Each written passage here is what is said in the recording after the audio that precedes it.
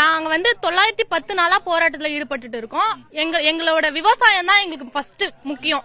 நாங்க வேற எதை நம்பியுமே இல்ல. நான் படிக்கிறது கூட விவசாயத்துல வர காசு வச்சுதான் எங்க வீட்டுல படிக்க வைக்கிறாங்க.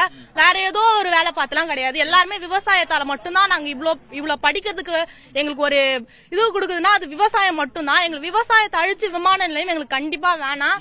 நாங்க இத 910 நாளா விவசாயத்துக்காக மட்டும்தான் போராடுறோம்.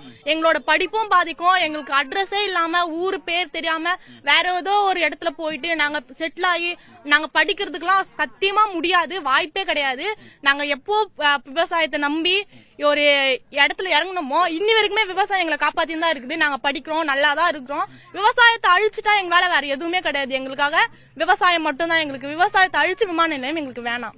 இப்போ உங்க ஊர்ல இருந்து இப்ப நீங்க ஒரு குறிப்பிட்ட பகுதிக்கு ஒரு மண்டபத்துக்கு போய் பார்க்க போறீங்க விஜய் அவர்களை. இப்ப நீங்க சொல்றது இப்ப அவர் மூலியமா என்ன நடக்கும் நினைக்கிறீங்க?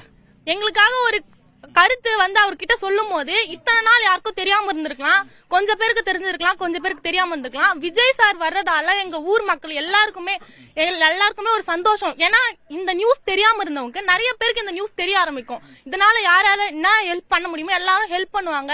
எங்களுக்கு விமான நிலையம் வராம தடுப்பாங்க. அதனால ஒரு நம்பிக்கையே சாரை நம்பி நாங்க போறோம்.